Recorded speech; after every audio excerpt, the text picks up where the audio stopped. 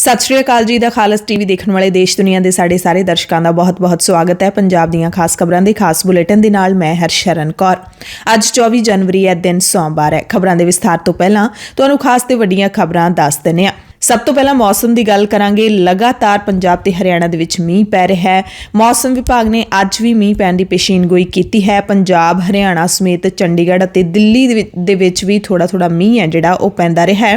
ਹੁਣ ਤਾਂ 48 ਘੰਟੇ ਹੋ ਗਏ ਨੇ। ਪੰਜਾਬ ਤੇ ਹਰਿਆਣਾ ਦੇ ਕਈ ਇਲਾਕਿਆਂ ਦੇ ਵਿੱਚ ਤਾਂ ਲਗਾਤਾਰ ਹੀ ਮੀਂਹ ਪੈ ਰਿਹਾ ਹੈ। ਰੁਕ ਕੇ ਮੀਂਹ ਹੈ ਜਿਹੜਾ ਉਹ ਪੈਂਦਾ ਰਿਹਾ ਹੈ ਅਤੇ ਮੌਸਮ ਵਿਭਾਗ ਨੇ ਹੁਣ 25 ਤੋਂ 27 ਜਨਵਰੀ ਤੱਕ ਸੰਘਣੀ ਧੁੰਦ ਪੈਣ ਦੀ ਚੇਤਾਵਨੀ ਵੀ ਦਿੱਤੀ ਹੈ। ਉਸ ਤੋਂ ਬਾਅਦ ਜਾ ਕੇ ਤੇ ਮੌਸਮ ਸਾਫ਼ ਹੋਊਗਾ। ਮੀਂਹ ਕਾਰਨ ਸੀਤ ਲਹਿਰ ਚੱਲ ਰਹੀ ਹੈ। ਜਨ ਜੀਵਨ ਪੂਰੀ ਤਰ੍ਹਾਂ ਦੇ ਨਾਲ ਪ੍ਰਭਾਵਿਤ ਹੋਇਆ ਹੈ। ਕਿਸਾਨਾਂ ਦੇ ਵੀ ਸਾਹ ਸੁੱਕਣੇ ਪਾਏ ਹੋਏ ਨੇ ਕਿਉਂਕਿ ਇਸ ਤੋਂ ਬਾਅਦ ਜੇ ਹੋਰ ਮੀਂਹ ਪੈਂਦਾ ਤਾਂ ਉਹ ਕਣਕਾਂ ਦੇ ਲਈ ਬੜਾ ਹੀ ਮਾਰੂ ਹੋ ਸਕਦਾ ਹੈ। ਮੀਂਹ ਦਾ ਪਾਣੀ ਖੜਨ ਕਾਰਨ ਸਬਜ਼ੀਆਂ ਦੀ ਫਸਲ ਦਾ ਵੀ ਨੁਕਸਾਨ ਹੋ ਰਿਹਾ ਹੈ। ਕਣਕ ਦੀ ਫਸਲ ਦੇ ਵਿੱਚ ਵੀ ਪਾਣੀ ਖੜਨਾ ਸ਼ੁਰੂ ਹੋ ਗਿਆ ਤੇ ਅਸਰ ਹੋ ਸਕਦਾ ਹੈ ਜੇ ਮੀਂਹ ਨਾ ਰੁਕਿਆ। ਤੇ ਅੱਜ ਵੀ ਥੋੜਾ ਮੀਂਹ ਮੌਸਮ ਵਿਭਾਗ ਨੇ ਪੈਣ ਦੀ ਪੂਰੀ ਜਿਹੜੀ ਸੰਭਾਵਨਾ ਉਹ ਜਤਾਈ ਹੋਈ ਹੈ ਤੇ ਮੀਂਹ ਪੈ ਵੀ ਰਿਹਾ। ਤੜਕੇ ਉੱਠ ਕੇ ਜਦੋਂ ਮੌਸਮ ਬਾਹਰ ਜਾ ਕੇ ਦੇਖਿਆ ਤਾਂ ਉਸੇ ਤਰ੍ਹਾਂ ਕਿਣਮਿਣ ਕਣੀਆਂ ਨੇ ਜਿਹੜੀਆਂ ਪੈ ਰਹੀਆਂ ਸੀ, ਵਿੱਚੋਂ ਰੁਕ ਜਾਂਦਾ ਹੈ, ਫਿਰ ਪੈਣ ਲੱਗ ਜਾਂਦਾ ਹੈ। ਪੰਛੀ ਭਾਵੇਂ ਚਹਿਚਹਾ ਰਹੇ ਨੇ ਪਰ ਬੱਦਲ ਨੇ ਜਿਹੜੇ ਉਹ ਪੂਰੀ ਤਰ੍ਹਾਂ ਚੜੇ ਹੋਏ ਨੇ। ਇਸ ਤੋਂ ਪਹਿਲਾਂ 4 ਤੇ 5 ਜਨਵਰੀ ਨੂੰ ਭਾਰੀ ਮੀਂਹ ਪਿਆ ਸੀ। ਦੋਵੇਂ ਸੂਬਿਆਂ ਦੇ ਵਿੱਚ, ਪੰਜਾਬ ਹਰਿਆਣਾ ਦੇ ਵਿੱਚ ਆਲੂ, ਮਟਰ, ਟਮਾਟਰ, ਮੂਲੀ ਤੇ ਗਾਜਰ ਦੀ ਫਸਲ ਦਾ ਵੱਡਾ ਨੁਕਸਾਨ ਹੋਇਆ ਸੀ। ਉਸ ਤੋਂ ਬਾਅਦ ਧੁੱਪ ਵੀ ਨਹੀਂ ਨਿਕਲੀ, ਧੁੰਦ ਪੈ ਗਈ, ਖੇਤਾਂ ਵਿੱਚ ਸਿੱਲਾ ਪਾਣੀ ਸੀ ਤੇ ਹੁਣ ਲਗਾਤਾਰ ਤੀਜਾ ਦਿਨ ਹੋ ਗਿਆ ਜਦੋਂ ਰੁਕ ਕੇ ਮੀਂਹ ਪੈ ਰਿਹਾ ਤਾਂ ਕਿਸਾਨਾਂ ਦੀਆਂ ਮੁਸ਼ਕਲਾਂ ਜ਼ਾਹਿਰ ਤੌਰ ਤੇ ਵਧਣਗੀਆਂ। ਪਹਾੜੀ ਇਲਾਕਿਆਂ ਦੀ ਗੱਲ ਕਰ ਲਈਏ ਤਾਂ ਕਸ਼ਮੀਰ ਦੇ ਵਿੱਚ ਤਾਜ਼ਾ ਬਰਫ਼ਬਾਰੀ ਦੇ ਨਾਲ ਮੀਂਹ ਪੈ ਰਿਹਾ ਹੈ। ਸ਼ਿਮਲਾ ਤੇ ਚੈਲ ਦੇ ਵਿੱਚ ਵੀ ਬਰਫ਼ਬਾਰੀ ਦੀ ਖਬਰ ਮਿਲੀ ਹੈ। ਕਾਜ਼ੀਗੁੰਡ ਤੇ ਕੋਕਰਨਾਗ ਕਸਬੇ ਦੇ ਵਿੱਚ 6 ਇੰਚ ਜਦਕਿ ਅਨੰਤਨਾਗ ਦੇ ਵਿੱਚ 3 ਇੰਚ ਤੱਕ ਬਰਫ਼ਬਾਰੀ ਹੋਈ ਹੈ। ਤਾਪਮਾਨ ਉੱਥੇ ਵੀ ਹੇਠਾਂ ਡਿੱਗਿਆ ਪਿਆ ਤੇ ਬਹੁਤ ਸਾਰੀਆਂ ਸੜਕਾਂ ਬੰਦ ਹੋ ਗਈਆਂ ਨੇ। ਹਿਮਾਚਲ ਦੇ ਵਿੱਚ ਹੁਣ ਤੱਕ ਕਰੀਬ 700 ਸੜਕਾਂ ਬੰਦ ਹੋਣ ਦੀ ਖਬਰ ਮਿਲੀ ਹੈ ਤੇ ਹੋਰ ਸੜਕਾਂ ਵੀ ਬੰਦ ਹੋ ਸਕਦੀਆਂ ਨੇ। ਪਰ ਹੋਟਲ ਸਨਅਤ ਹੈ ਜਿਹੜਾ ਉਸ ਨੂੰ ਕਾਫੀ ਹੁਲਾਰਾ ਮਿਲਣ ਦੀ ਸੰਭਾਵਨਾ ਹੈ। ਹੋਟਲ ਮਾਲਕਾਂ ਦੇ ਚਿਹਰੇ ਕਾਫੀ ਖਿੜੇ ਹੋਏ ਨੇ ਕਿਉਂਕਿ ਬਰਫ਼ਬਾਰੀ ਦਾ ਆਨੰਦ ਲੈਣ ਦੇ ਲਈ ਸੈਲਾਨੀ ਦੂਰੋਂ ਹਿਮਾਚਲ ਪਹੁੰਚਦੇ ਨੇ। ਇਹਨਾਂ ਖੂਬਸੂਰਤ ਵਾਦੀਆਂ ਦਾ ਨਜ਼ਾਰਾ ਲੈਣਾ ਜ਼ਰੂਰ ਚਾਹੀਦਾ ਪਰ ਅਸੀਂ ਤੁਹਾਨੂੰ ਸਭ ਨੂੰ ਜ਼ਰੂਰ ਕਹਾਂਗੇ ਕਿ ਜਿਨ੍ਹਾਂ ਨੇ ਵੀ ਸ਼ਿਮਲੇ ਜਾਂ ਹਿਮਾਚਲ ਘੁੰਮਣ ਜਾਣਾ ਹੈ ਤਾਂ ਥੋੜਾ ਜਿਹਾ ਰੁਕ ਕੇ ਪ੍ਰੋਗਰਾਮ ਬਣਾਉਣਾ ਚਾਹੀਦਾ ਕਿਉਂਕਿ ਉੱਥੇ ਬਰਫ਼ ਜਦੋਂ ਸੜਕਾਂ ਤੇ ਜੰਮ ਜਾਂਦੀ ਹੈ ਤਾਂ ਭਾਰੀ ਵੱਡੇ ਜਾਮ ਲੱਗਣ ਦਾ ਪੂਰਾ ਖਦਸ਼ਾ ਰਹਿੰਦਾ ਤੇ ਜਾਮ ਲੱਗਦੇ ਵੀ ਨੇ।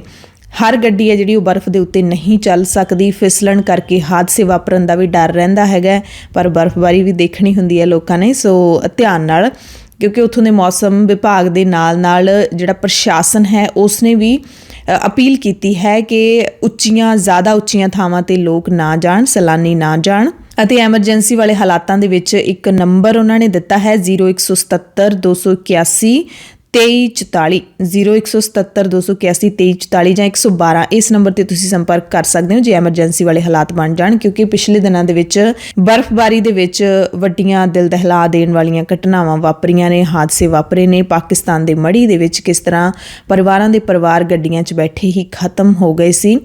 ਬਹੁਤ ਉੱਚੀ ਥਾਂ ਤੇ ਚਲੇ ਗਏ ਸੀ, ਉੱਥੇ ਬਰਫੀਲਾ ਤੂਫਾਨ ਆਉਣ ਕਾਰਨ ਉਹਦੇ ਵਿੱਚ ਫਸ ਗਏ ਸੀ ਤੇ ਇਸ ਦੇ ਨਾਲ ਹੀ ਜਿਹੜਾ ਕੈਨੇਡਾ ਤੋਂ ਅਮਰੀਕਾ ਬਾਰਡਰ ਟੱਪਦੇ ਜਿਹੜੇ ਇੱਕ ਪਰਿਵਾਰ ਦੀ ਮੌਤ ਹੋਈ ਹੈ ਉਹ ਵੀ ਬਰਫ਼ ਦੇ ਵਿੱਚ ਫਸ ਕੇ ਹੀ ਹੋਈ ਹੈ। ਸੋ ਅਜਿਹੀਆਂ ਘਟਨਾਵਾਂ ਨੇ ਜਿਹੜੀਆਂ ਵਾਪਰਦੀਆਂ ਨੇ ਤਾਂ ਇਨਸਾਨ ਨੂੰ ਜ਼ਰੂਰ ਧਿਆਨ ਰੱਖਣਾ ਚਾਹੀਦਾ। ਕੱਲ੍ਹ ਨੇਤਾ ਜੀ ਸੁਭਾਸ਼ ਚੰਦਰ ਬੋਸ ਦੀ 125ਵੀਂ ਜਯੰਤੀ ਮਨਾਈ ਗਈ। ਇਸ ਮੌਕੇ ਪ੍ਰਧਾਨ ਮੰਤਰੀ ਨਰਿੰਦਰ ਮੋਦੀ ਨੇ ਇੰਡੀਆ ਗੇਟ ਤੇ ਨੇਤਾ ਜੀ ਬੋਸ ਦੇ ਹੋਲੋਗ੍ਰਾਮ ਬੁੱਤ ਤੋਂ ਪਰਦਾ ਹਟਾਇਆ। ਦਿੱਲੀ ਸਿੱਖ ਗੁਰਦੁਆਰਾ ਮੈਨੇਜਮੈਂਟ ਕਮੇਟੀ ਦੇ ਵਿੱਚ ਸ਼ਨੀਚਰਵਾਰ ਨੂੰ ਭਰਪੂਰ ਹੰਗਾਮਾ ਹੋਇਆ ਜਿਸ ਤੋਂ ਬਾਅਦ ਹਰਮੀਤ ਸਿੰਘ ਕਾਲਕਾ ਪ੍ਰਧਾਨ ਚੁਣੇ ਗਏ ਤੇ ਹੁਣ ਜਿਹੜੀ ਚੁਣੀ ਗਈ ਕਮੇਟੀ ਹੈਗੀ ਉਸਨੇ ਸ਼੍ਰੀ ਅਕਾਲ ਤਖਤ ਸਾਹਿਬ ਦੇ ਜਥੇਦਾਰ ਨੂੰ ਸ਼ਿਕਾਇਤ ਕੀਤੀ ਹੈ। ਚਿੱਠੀ ਭੇਜ ਕੇ ਮੰਗ ਕੀਤੀ ਹੈ ਕਿ ਜਿਨ੍ਹਾਂ ਨੇ ਵੀ ਸ਼੍ਰੀ ਗੁਰੂ ਗ੍ਰੰਥ ਸਾਹਿਬ ਜੀ ਦੀ ਹਜ਼ੂਰੀ ਦੇ ਵਿੱਚ ਹੁੱਲੜਬਾਜ਼ੀ ਕੀਤੀ, ਗੁਰੂ ਸਾਹਿਬ ਦੀ ਬੇਅਦਬੀ ਕੀਤੀ, ਉਹਨਾਂ ਨੂੰ ਸ਼੍ਰੀ ਅਕਾਲ ਤਖਤ ਸਾਹਿਬ ਤਲਬ ਕੀਤਾ ਜਾਵੇ। ਕਾਲਕਾ ਤੇ ਜਨਰਲ ਸਕੱਤਰ ਜਗਦੀਪ ਸਿੰਘ ਕਾਲੋਂ ਨੇ ਪ੍ਰੈਸ ਨੂੰ ਦੱਸਿਆ ਕਿ ਵਿਰੋਧੀ ਧਿਰ ਨੇ ਚੋਣ ਪ੍ਰਕਿਰਿਆ ਰੋਕਣ ਲਈ ਪੂਰੀ ਵਾਹ ਲਾਈ। ਗੁਰੂ ਸਾਹਿਬ ਦੀ ਹਜ਼ੂਰੀ ਵਿੱਚ ਹੁੱਲੜਬਾਜ਼ੀ ਕਰਕੇ ਮਰਿਆਦਾ ਭੰਗ ਕੀਤੀ ਜਿਸ ਨਾਲ ਸਾਰੀ ਕੌਮ ਸ਼ਰਮਸਾਰ ਹੋਈ ਹੈ। ਹਰਮੀਤ ਸਿੰਘ ਕਾਲਕਾ ਨੇ ਕਿਹਾ ਕਿ ਨਵੀਂ ਕਮੇਟੀ ਵੱਲੋਂ ਪ੍ਰਬੰਧ ਵਿੱਚ ਪਾਰਦਰਸ਼ਤਾ ਲਿਆਉਣ ਅਤੇ ਸਿੱਖਿਆ ਸੰਸਥਾਵਾਂ ਵਿੱਚ ਸੁਧਾਰ ਕਰਨ ਦੀ ਪੂਰੀ ਕੋਸ਼ਿਸ਼ ਕੀਤੀ ਜਾਏਗੀ। ਸ਼੍ਰੀ ਗੁਰੂ ਗ੍ਰੰਥ ਸਾਹਿਬ ਜੀ ਦੀ ਹਜ਼ੂਰੀ ਵਿੱਚ ਜੋ ਹੰਗਾਮਾ ਹੋਇਆ ਬੇਅਦਬੀ ਦੇ ਪਛਤਾਪ ਵਜੋਂ ਗੁਰਦੁਆਰਾ ਰਕਾਬਗੰਜ ਸਾਹਿਬ ਵਿਖੇ 25 ਜਨਵਰੀ ਨੂੰ ਕੱਲ੍ਹ ਨੂੰ ਅਖੰਡ ਪਾਠ ਸਾਹਿਬ ਰਖਵਾਏ ਜਾਣਗੇ। ਦੂਸਰੇ ਪਾਸੇ ਵਿਰੋਧੀ ਧਿਰਾਂ ਨੇ ਵੀ ਪ੍ਰੈਸ ਕਾਨਫਰੰਸ ਕੀਤੀ, ਜਿਸ ਦੇ ਵਿੱਚ ਸਰਨਾ ਭਰਾ ਤੇ ਮਨਜੀਤ ਸਿੰਘ ਜੀਕੇ ਸਾਰੇ ਪਹੁੰਚੇ ਹੋਏ ਸੀ। ਉਹਨਾਂ ਨੇ ਇਲਜ਼ਾਮ ਲਾਇਆ ਕਿ ਅਕਾਲੀ ਦਲ ਨੇ ਪੁਲਿਸ ਬਲ ਦੀ ਵਰਤੋਂ ਕਰਨ ਦੀ ਸਾਜ਼ਿਸ਼ ਘੜੀ। ਦਿੱਲੀ ਕਮੇਟੀ ਦੀਆਂ ਕਾਰਜਕਾਰੀ ਚੋਣਾਂ ਦੌਰਾਨ ਧਾਂਦਲੀ ਦੇ ਇਲਜ਼ਾਮ ਲਾਏ ਅਤੇ ਇਸ ਧਾਂਦਲੀ ਨੂੰ ਅਦਾਲਤ ਵਿੱਚ ਚੁਣੌਤੀ ਦੇਣ ਦਾ ਐਲਾਨ ਕੀਤਾ। ਹਰਿਆਣਾ ਸਿੱਖ ਗੁਰਦੁਆਰਾ ਮੈਨੇਜਮੈਂਟ ਕਮੇਟੀ ਦੇ ਪ੍ਰਧਾਨ ਬਲਜੀਤ ਸਿੰਘ ਦਾਦੂਵਾਲ ਨੇ ਕਿਹਾ ਕਿ ਦਿੱਲੀ ਕਮੇਟੀ ਪ੍ਰਧਾਨ ਦੀ ਚੋਣ ਵੇਲੇ ਜਿਹੜੀ ਬੇਅਦਬੀ ਹੋਈ ਹੈ ਉਸ ਦੇ ਲਈ ਐਸਜੀਪੀਸੀ ਪ੍ਰਧਾਨ ਐਡਵੋਕੇਟ ਹਰਜਿੰਦਰ ਸਿੰਘ ਧਾਮੀ ਜ਼ਿੰਮੇਦਾਰ ਨੇ। ਉਹਨਾਂ ਨੇ ਧਾਮੀ ਤੋਂ ਅਸਤੀਫੇ ਦੀ ਮੰਗ ਕੀਤੀ ਅਤੇ ਚੋਣਾਂ ਮੁੜ ਕਰਵਾਉਣ ਦੀ ਮੰਗ ਵੀ ਕੀਤੀ। ਦਾਦੂਵਾਲ ਨੇ ਕਿਹਾ ਕਿ ਦਿੱਲੀ ਕਮੇਟੀ ਦੇ ਇਤਿਹਾਸ ਵਿੱਚ ਸ਼ਾਇਦ ਇਹ ਪਹਿਲੀ ਵਾਰੀ ਹੋਇਆ ਕਿ ਗੁਰੂ ਗ੍ਰੰਥ ਸਾਹਿਬ ਜੀ ਦੇ ਸੁੱਖ ਆਸਣ ਤੋਂ ਬਾਅਦ VOTING ਹੋਈ ਹੈ, ਯਾਨੀ ਕਿ ਹਜ਼ੂਰੀ ਤੋਂ ਬਿਨਾਂ ਹੀ VOTING ਹੋਈ ਹੈ। ਵੱਡੀ ਗਿਣਤੀ ਵਿੱਚ ਤੈਨਾਤ ਪੁਲਿਸ ਬਲ ਦੀ ਮਦਦ ਨਾਲ ਪ੍ਰਧਾਨ ਚੁਣਿਆ ਗਿਆ। ਪੰਜਾਬ ਦੇ ਵਿੱਚ ਚੋਣ ਪ੍ਰਚਾਰ ਦੇ ਰੰਗ ਹਲਕੇ ਦਿਖ ਰਹੇ ਨੇ। ਮੀਂਹ ਨੇ ਸਾਰਿਆਂ ਨੂੰ ਜਾਮ ਕਰ ਰੱਖਿਆ ਹੈ, ਲੀਡਰਾਂ ਨੂੰ ਵੀ ਤੇ ਲੋਕ ਵੀ ਰਜਾਈਆਂ ਦੇ ਵਿੱਚ ਬੜੇ ਬੈਠੇ ਨੇ। ਇਸੇ ਦਰਮਿਆਨ ਖਬਰ ਹੈ ਕਿ ਕਾਂਗਰਸ ਦੇ ਉਮੀਦਵਾਰਾਂ ਦੀ ਦੂਸਰੀ ਸੂਚੀ ਵਿਵਾਦਾਂ ਦੇ ਵਿੱਚ ਫਸ ਗਈ ਹੈ। ਦੂਜੀ ਸੂਚੀ 1-2 ਦਿਨਾਂ ਦੇ ਵਿੱਚ ਜਾਰੀ ਹੋਣ ਦੀ ਸੰਭਾਵਨਾ ਹੈ। ਪਹਿਲਾਂ ਇਹ ਸ਼ਨੀਚਰਵਾਰ ਨੂੰ ਜਾਰੀ ਹੋਣ ਦੀਆਂ ਖਬਰਾਂ ਮਿਲੀਆਂ ਸੀ, ਫਿਰ ਐਤਵਾਰ ਨੂੰ, ਪਰ ਹੁਣ ਸੋਨੀਆ ਗਾਂਧੀ ਨੇ ਕੇਂਦਰੀ ਚੋਣ ਕਮੇਟੀ ਦੀ ਅੱਜ ਮੀਟਿੰਗ ਬੁਲਾਈ ਹੈ। ਅੱਜ ਮੀਟਿੰਗ ਹੋਣ ਦੀ ਸੰਭਾਵਨਾ ਹੈ। ਦੂਸਰੀ ਸੂਚੀ ਤੇ ਮੋਹਰ ਲੱਗ ਸਕਦੀ ਹੈ। ਖਬਰਾਂ ਮਿਲੀਆਂ ਨੇ ਕਿ ਜਿਨ੍ਹਾਂ ਉਮੀਦਵਾਰਾਂ ਦੀ ਟਿਕਟ ਨੂੰ ਲੈ ਕੇ ਲੀਡਰ ਆਮੋ ਸਾਹਮਣੇ ਹੋਏ ਨੇ, ਉਹਨਾਂ ਦੇ ਮਸਲੇ ਨੂੰ ਸੁਲਝਾਉਣ ਲਈ ਇੱਕ ਸਬ ਕਮੇਟੀ ਵੀ ਬਣਾਈ ਗਈ ਹੈ, ਜਿਹਦੇ ਵਿੱਚ ਪਾਰਟੀ ਦੇ ਸਕੱਤਰ ਕੇਸੀ ਵੇਣੂਗੋਪਾਲ ਤੇ ਸਕਰੀਨਿੰਗ ਕਮੇਟੀ ਦੇ ਚੇਅਰਮੈਨ ਅਜੇ ਮਾਕਨ ਸ਼ਾਮਲ ਨੇ। ਇਸ ਤੋਂ ਇੱਕ ਦਿਨ ਪਹਿਲਾਂ ਸੋਨੀਆ ਗਾਂਧੀ ਦੀ ਪ੍ਰਧਾਨਗੀ ਵਿੱਚ ਮੀਟਿੰਗ ਹੋਈ ਸੀ, ਜਿਸ ਵਿੱਚ 31 ਉਮੀਦਵਾਰਾਂ ਦੀ ਦੂਸਰੀ ਸੂਚੀ ਨੂੰ ਲੈ ਕੇ ਪੇਚ ਫਸ ਗਿਆ ਸੀ। ਹਾਲਾਂਕਿ ਨਵਜੋਤ ਸਿੰਘ ਸਿੱਧੂ ਤੇ ਸੁਨੀਲ ਜਾਖੜ ਇੱਕ ਗੱਲ ਤੇ ਇੱਕ ਮਤ ਨਜ਼ਰ ਆਏ ਨੇ ਕਿ ਕਿਸੇ ਵੀ ਵਿਵਾਦ ਵਿੱਚ ਘਿਰੇ ਵਿਧਾਇਕ ਨੂੰ ਮੁੜ ਚੋਣਾਂ ਵਿੱਚ ਨਾ ਉਤਾਰਿਆ ਜਾਵੇ, ਜਿਸ ਤੋਂ ਬਾਅਦ ਪੰਜਾਬ ਦੇ ਵੱਡੇ ਲੀਡਰਾਂ ਦੇ ਨਾਵਾਂ ਨੂੰ ਲੈ ਕੇ ਮੁੜ ਘੁੰਡੀ ਫਸ ਗਈ ਹੈ। ਕੈਪਟਨ ਅਮਰਿੰਦਰ ਸਿੰਘ ਨੇ ਵੀ ਆਪਣੀ ਪੰਜਾਬ ਲੋਕ ਕਾਂਗਰਸ ਦੇ 22 ਉਮੀਦਵਾਰਾਂ ਦੀ ਪਹਿਲੀ ਸੂਚੀ ਜਾਰੀ ਕਰ ਦਿੱਤੀ ਹੈ। ਪਹਿਲੀ ਸੂਚੀ ਤੋਂ ਪਤਾ ਲੱਗਿਆ ਕਿ ਕੈਪਟਨ ਕਿਸੇ ਵੀ ਕਾਂਗਰਸ ਦੇ ਬਾਗੀ ਨੂੰ ਆਪਣੀ ਪਾਰਟੀ ਵਿੱਚ ਨਹੀਂ ਖਿੱਚ ਸਕੇ। 3 ਸਾਬਕਾ ਵਿਧਾਇਕਾਂ ਨੂੰ ਉਮੀਦਵਾਰ ਬਣਾਇਆ ਹੈ। ਖੁਦ ਪਟਿਆਲਾ ਸ਼ਹਿਰੀ ਤੋਂ ਚੋਣ ਲੜਨਗੇ। ਨਵਜੋਤ ਸਿੰਘ ਸਿੱਧੂ ਦੇ ਸਲਾਹਕਾਰ ਮੁਹੰਮਦ ਮੁਸਤਫਾ ਦੇ ਖਿਲਾਫ ਫਿਰਕੂ ਟਿੱਪਣੀਆਂ ਦਾ ਕੇਸ ਦਰਜ ਹੋਇਆ ਹੈ। ਅਕਾਲੀ ਦਲ ਦੇ ਪ੍ਰਧਾਨ ਸੁਖਬੀਰ ਸਿੰਘ ਬਾਦਲ ਨੇ ਕਿਹਾ ਕਿ ਪ੍ਰੋਫੈਸਰ ਭੁੱਲਰ ਦੀ ਰਿਹਾਈ ਦੇ ਵਿੱਚ ਸਭ ਤੋਂ ਵੱਡਾ ਅੜਿੱਕਾ ਅਰਵਿੰਦ ਕੇਜਰੀਵਾਲ ਹੈ। ਪੰਜਾਬ ਦੇ ਸਾਬਕਾ ਮੁੱਖ ਮੰਤਰੀ ਪ੍ਰਕਾਸ਼ ਸਿੰਘ ਬਾਦਲ ਨੇ ਵੀ ਪ੍ਰੋਫੈਸਰ ਭੁੱਲਰ ਨੂੰ ਤੁਰੰਤ ਰਿਹਾ ਕਰਨ ਦੀ ਮੰਗ ਕੀਤੀ ਹੈ। ਪੰਜਾਬ ਦੇ ਮੁੱਖ ਚੋਣ ਅਫਸਰ ਡਾਕਟਰ ਐਸ ਕਰੁਣਾ ਰਾਜੂ ਨੇ ਦੱਸਿਆ ਕਿ 17 ਜਨਵਰੀ ਨੂੰ ਸੋਧ ਕੇ ਜਾਰੀ ਕੀਤੇ ਗਏ ਪ੍ਰੋਗਰਾਮ ਦੇ ਮੁਤਾਬਿਕ ਨਾਮਜ਼ਦਗੀ ਪੱਤਰ ਦਾਖਲ ਕਰਨ ਦੀ ਪ੍ਰਕਿਰਿਆ 25 ਜਨਵਰੀ ਨੂੰ ਸ਼ੁਰੂ ਹੋ ਜਾਏਗੀ। ਨੋਟੀਫਿਕੇਸ਼ਨ ਜਾਰੀ ਹੋਣ ਦੇ ਨਾਲ ਹੀ ਸ਼ੁਰੂ ਹੋ ਜਾਏਗੀ, ਯਾਨੀ ਕਿ ਕੱਲ ਨੂੰ ਨਾਮਜ਼ਦਗੀਆਂ ਦਾਖਲ ਹੋਣੀਆਂ ਸ਼ੁਰੂ ਹੋ ਜਾਣਗੀਆਂ। ਪੰਜਾਬ ਦੇ ਵਿੱਚ ਨਾਮਜ਼ਦਗੀ ਪੱਤਰ ਭਰਨ ਦੀ ਆਖਰੀ ਮਿਤੀ 1 ਫਰਵਰੀ ਹੋਏਗੀ। 2 ਫਰਵਰੀ ਨੂੰ ਪੜਤਾਲ ਹੋਏਗੀ ਤੇ 4 ਫਰਵਰੀ ਤੱਕ ਪੱਤਰ ਵਾਪਸ ਲਏ ਜਾ ਸਕਦੇ ਨੇ। ਆਮ ਆਦਮੀ ਪਾਰਟੀ ਦੇ ਪਟਿਆਲਾ ਦਿਹਾਤੀ ਹਲਕੇ ਤੋਂ ਉਮੀਦਵਾਰ ਡਾਕਟਰ ਬਲਵੀਰ ਸਿੰਘ ਦੇ ਖਿਲਾਫ ਚੋਣ ਜ਼ਾਬਤੇ ਦੀ ਉਲੰਘਣਾ ਦਾ ਪਰਚਾ ਦਰਜ ਹੋਇਆ ਹੈ। ਥਾਣਾ ਤ੍ਰਿਪੜੀ ਪਟਿਆਲਾ ਦੇ ਵਿੱਚ ਕੇਸ ਦਰਜ ਕੀਤਾ ਗਿਆ ਹੈ। ਆਮ ਆਦਮੀ ਪਾਰਟੀ ਦੇ ਕੌਮੀ ਕਨਵੀਨਰ ਤੇ ਦਿੱਲੀ ਦੇ ਮੁੱਖ ਮੰਤਰੀ ਅਰਵਿੰਦ ਕੇਜਰੀਵਾਲ ਨੇ ਖਾਸ ਤੌਰ ਤੇ ਪ੍ਰੈਸ ਕਾਨਫਰੰਸ ਕਰਕੇ ਇਹ ਦੱਸਿਆ ਕਿ ਪੰਜਾਬ ਚੋਣਾਂ ਤੋਂ ਪਹਿਲਾਂ ਈਡੀ ਦਿੱਲੀ ਦੇ ਸਿਹਤ ਮੰਤਰੀ ਸਤਿੰਦਰ ਜੈਨ ਨੂੰ ਗ੍ਰਿਫਤਾਰ ਕਰ ਸਕਦੀ ਹੈ। ਉਹਨਾਂ ਤੇ ਜਾਣਬੁੱਝ ਕੇ ਦਬਾਅ ਬਣਾਇਆ ਜਾ ਰਿਹਾ ਹੈ। ਬੀਜੇਪੀ ਤੇ ਕੇਂਦਰੀ ਏਜੰਸੀਆਂ ਦੀ ਦੁਰਵਰਤੋਂ ਕਰਨ ਦਾ ਦੋਸ਼ ਲਾਇਆ। ਹਾਲਾਂਕਿ ਕੇਜਰੀਵਾਲ ਨੇ ਇਹ ਵੀ ਕਿਹਾ ਕਿ ਅਸੀਂ ਚੰਨੀ ਵਾਂਗੂ ਰੋਵਾਂਗੇ ਨਹੀਂ, ਜੇ ਸਾਡੇ ਤੇ ਕੋਈ ਕਾਰਵਾਈ ਹੋਏਗੀ ਤੇ ਅਸੀਂ ਹੱਸ ਕੇ ਕੇਂਦਰੀ ਏਜੰਸੀਆਂ ਦੇ ਛਾਪਿਆਂ ਦਾ ਸਵਾਗਤ ਕਰਾਂਗੇ। ਬੇਅਦਬੀ ਦੀ ਇੱਕ ਖਬਰ ਅੰਮ੍ਰਿਤਸਰ ਦੇ ਬਟਾਲਾ ਦੇ ਇੱਕ ਪਿੰਡ ਤੋਂ ਆਈ ਹੈ ਤੇ ਦੂਸਰੀ ਖਬਰ ਲੁਧਿਆਣੇ ਤੋਂ ਆਈ ਹੈ, ਜਿੱਥੇ ਬੇਅਦਬੀ ਦਾ ਦੋਸ਼ ਇੱਕ ਔਰਤ ਤੇ ਲੱਗਿਆ। ਪੂਰਾ ਘਟਨਾਕ੍ਰਮ ਕੀ ਵਾਪਰਿਆ ਉਹ ਤੁਹਾਨੂੰ ਦੱਸਦੇ ਹਾਂ ਤੇ ਅੰਮ੍ਰਿਤਸਰ ਵਾਲੀ ਖਬਰ ਤੁਹਾਨੂੰ ਅੱਗੇ ਬੁਲੇਟਿਨ ਦੇ ਵਿੱਚ ਦੱਸਾਂਗੇ। ਗੁਰਦੁਆਰਾ ਸ਼੍ਰੀ ਮੰਜੀ ਸਾਹਿਬ ਆਲਮਗੀਰ ਦੇ ਵਿੱਚ ਮਾਹੌਲ ਐਤਵਾਰ ਨੂੰ ਤਣਾਅ ਵਾਲਾ ਬਣ ਗਿਆ, ਜਦੋਂ ਇੱਕ ਔਰਤ ਤੇ ਬੇਅਦਬੀ ਦਾ ਦੋਸ਼ ਲਾ ਕੇ ਨਿਹੰਗ ਸਿੰਘਾਂ ਨੇ ਉਸ ਔਰਤ ਤੇ ਤਲਵਾਰ ਦੇ ਨਾਲ ਹਮਲਾ ਵੀ ਕੀਤਾ। ਜ਼ਖਮੀ ਔਰਤ ਇਲਾਜ ਦੇ ਲਈ ਹਸਪਤਾਲ ਦੇ ਵਿੱਚ ਦਾਖਲ ਹੈ। ਗੁਰਦੁਆਰਾ ਪ੍ਰਬੰਧਕ ਕਮੇਟੀ ਦੇ ਮੈਂਬਰ ਵੀ ਮੌਕੇ ਤੇ ਪਹੁੰਚ ਗਏ। ਕਮੇਟੀ ਦੇ ਮੈਨੇਜਰ ਮਹਿੰਦਰ ਸਿੰਘ ਨੇ ਹਾਲਾਂਕਿ ਕਿਹਾ ਕਿ ਗੁਰਦੁਆਰੇ ਦੇ ਵਿੱਚ ਕੋਈ ਬੇਅਦਬੀ ਨਹੀਂ ਹੋਈ ਹੈ, ਗਲਤਫਹਿਮੀ ਕਾਰਨ ਔਰਤ ਤੇ ਹਮਲਾ ਹੋਇਆ। ਮੈਨੇਜਰ ਨੇ ਦੱਸਿਆ ਕਿ ਦੁਪਹਿਰੇ ਇੱਕ ਔਰਤ ਆਪਣੀ ਭੈਣ ਨਾਲ ਗੁਰਦੁਆਰੇ ਵਿੱਚ 5 ਪਿਆਰਿਆਂ ਕੋਲੋਂ ਅੰਮ੍ਰਿਤ ਛਕਣ ਆਈ ਸੀ। ਅੰਮ੍ਰਿਤ ਛਕਣ ਦੇ ਬਾਵਜੂਦ ਵੀ ਉਹ ਉੱਥੇ ਬੈਠੀ ਰਹੀ। ਹੋਰ ਸੰਗਤ ਨੇ ਵੀ ਅੰਮ੍ਰਿਤ ਛਕਣਾ ਸੀ, ਇਸ ਕਰਕੇ ਸੇਵਾਦਾਰਾਂ ਨੇ ਉਸ ਨੂੰ ਬਾਹਰ ਬੈਠਣ ਲਈ ਕਿਹਾ, ਪਰ ਔਰਤ ਉੱਥੇ ਬੈਠੀ ਵਾਹਿਗੁਰੂ ਦਾ ਜਾਪ ਕਰਦੀ ਰਹੀ। ਜਦੋਂ ਅੰਦਰ ਸੰਗਤ ਵੱਧ ਗਈ ਤਾਂ ਸੇਵਾਦਾਰਾਂ ਨੇ ਔਰਤ ਨੂੰ ਬਾਂਹ ਤੋਂ ਫੜ ਕੇ ਬਿਠਾ ਦਿੱਤਾ। ਇਸ ਤੋਂ ਬਾਅਦ ਕਿਸੇ ਨੇ ਰੌਲਾ ਪਾ ਦਿੱਤਾ ਕਿ ਔਰਤ ਨੇ ਬੇਅਦਬੀ ਕਰਨ ਦੀ ਕੋਸ਼ਿਸ਼ ਕੀਤੀ। ਬੇਅਦਬੀ ਦਾ ਨਾਮ ਸੁਣ ਕੇ ਹੀ ਸੰਗਤ ਤੈਸ਼ ਦੇ ਵਿੱਚ ਆ ਗਈ ਤੇ ਇੱਕ ਨਿਹੰਗ ਸਿੰਘ ਨੇ ਉਸ ਬੀਬੀ ਦੇ ਉੱਤੇ ਤਲਵਾਰ ਨਾਲ ਹਮਲਾ ਕੀਤਾ, ਜਿਸ ਤੋਂ ਬਾਅਦ ਉਹ ਬੀਬੀ ਉੱਥੇ ਜ਼ਖਮੀ ਹੋ ਗਈ, ਬੇਹੋਸ਼ ਹੋ ਗਈ। ਮੈਨੇਜਰ ਨੇ ਦੱਸਿਆ ਕਿ ਬੇਅਦਬੀ ਦੀ ਜਾਣਬੁੱਝ ਕੇ ਅਫਵਾਹ ਫੈਲਾਈ ਗਈ ਹੈ। ਉਸ ਤੋਂ ਬਾਅਦ ਇੱਕ ਵਿਅਕਤੀ ਨੇ ਵੀਡੀਓ ਵੀ ਬਣਾਈ, ਮਾਫੀ ਮੰਗ ਚੁੱਕਿਆ ਤੇ ਕਮੇਟੀ ਮੈਂਬਰਾਂ ਨੇ ਔਰਤ ਨਾਲ ਮੁਲਾਕਾਤ ਕੀਤੀ ਤੇ ਹੁਣ ਉਹ ਠੀਕ ਠਾਕ ਹੈ। ਕੈਨੇਡਾ ਦੇ ਵੈਨਕੂਵਰ ਅਤੇ ਟੋਰਾਂਟੋ ਤੋਂ ਅੰਮ੍ਰਿਤਸਰ ਦੇ ਲਈ ਸਿੱਧੀਆਂ ਉਡਾਣਾਂ ਸ਼ੁਰੂ ਹੋ ਸਕਦੀਆਂ ਨੇ, ਕਿਉਂਕਿ ਕੈਨੇਡਾ ਦੇ ਵਿੱਚ ਫਲਾਈ ਅੰਮ੍ਰਿਤਸਰ ਇਨੀਸ਼ੀਏਟਿਵ ਜਥੇਬੰਦੀ ਦੇ ਅਹੁਦੇਦਾਰਾਂ ਨੇ ਇੱਕ ਆਨਲਾਈਨ ਪਟੀਸ਼ਨ ਸ਼ੁਰੂ ਕੀਤੀ ਹੈ ਅਤੇ ਵੱਡੀ ਖਬਰ ਇਹ ਮਿਲੀ ਹੈ ਕਿ ਸੰਸਦ ਮੈਂਬਰ ਬ੍ਰੈਡ ਵਿਸ ਇਸ ਫਲਾਈਟ ਦੇ ਸ਼ੁਰੂ ਹੋਣ ਦਾ ਸਮਰਥਨ ਕਰਨਗੇ ਅਤੇ ਸੰਸਦ ਦੇ ਵਿੱਚ ਇਸ ਮੁੱਦੇ ਨੂੰ ਚੁੱਕਣਗੇ। ਕੈਨੇਡਾ ਸਰਕਾਰ ਨੂੰ ਸਿੱਧੀ ਉਡਾਣ ਸ਼ੁਰੂ ਕਰਨ ਲਈ ਕਹਿਣ ਦਾ ਉਹਨਾਂ ਨੇ ਭਰੋਸਾ ਦਿੱਤਾ ਹੈ। ਖਬਰ ਵਿਸਥਾਰ 'ਚ ਦੱਸਦੇ ਹਾਂ ਅੱਗੇ।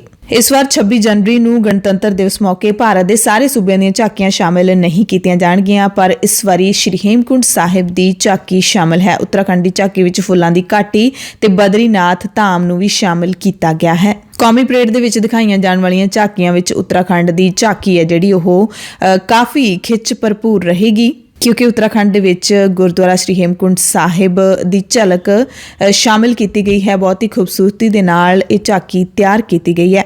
ਸ਼੍ਰੀ ਹੇਮਕੁੰਟ ਸਾਹਿਬ ਮੈਨੇਜਮੈਂਟ ਟਰਸਟ ਦੇ ਮੀਤ ਚੇਅਰਮੈਨ ਨਰਿੰਦਰਪਾਲ ਬਿੰਦਰਾ ਨੇ ਦੱਸਿਆ ਕਿ ਸਿੱਖ ਕੌਮ ਦੇ ਲਈ ਬੜੇ ਮਾਣ ਵਾਲੀ ਗੱਲ ਹੈ ਕਿ ਉੱਤਰਾਖੰਡ ਸੂਬੇ ਦੀ ਝਾਕੀ ਦੇ ਵਿੱਚ ਹੇਮਕੁੰਟ ਸਾਹਿਬ ਦੀ ਝਾਕੀ ਸ਼ਾਮਲ ਹੈ। ਉੱਤਰਾਖੰਡ ਦੀ ਝਾਕੀ ਦੇ ਅਗਲੇ ਭਾਗ ਦੇ ਵਿੱਚ ਗੁਰਦੁਆਰਾ ਹੇਮਕੁੰਟ ਸਾਹਿਬ ਨੂੰ ਦਿਖਾਇਆ ਜਾਏਗਾ। ਇਸ ਦੇ ਨਾਲ ਹੀ ਸਤਨਾਮ ਵਾਹਿਗੁਰੂ ਦੇ ਸਿਮਰਨ ਦੀ ਆਵਾਜ਼ ਆਏਗੀ। ਝਾਕੀ ਦੇ ਪਿਛਲੇ ਭਾਗ ਵਿੱਚ ਬਦਰੀਨਾਥ ਧਾਮ ਦਿਖਾਇਆ ਗਿਆ ਹੈ, ਜਦਕਿ ਵਿੱਚ ਵਿਚਾਲੇ ਫੁੱਲਾਂ ਦੀ ਘਾਟੀ ਬਣਾਈ ਗਈ ਹੈ।